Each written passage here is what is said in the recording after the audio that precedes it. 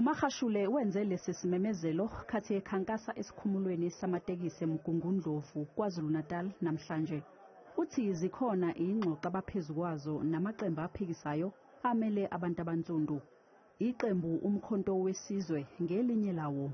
We are going to work with Umkhonto Wesizwe. We are a distinct African party.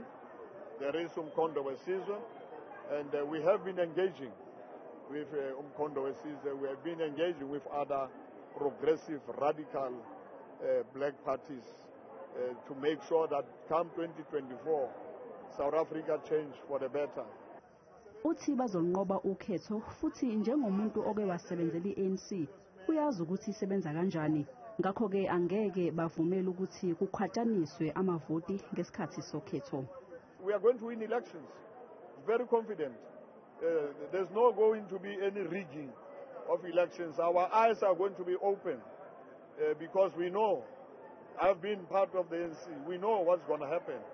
And all as black parties we have met and we have agreed that we are not going to allow any elections to be rigged. I-African Congress for Transformation kusasa izoba nomhlangano nabamele amaqembu ehlukene ezifundeni zaKwaZulu-Natal ukuzobhonga kabanzi ngokuthi bazosebenzisana kanjani ukuketula i-ANC emandleni ngesikhathi sokhetho.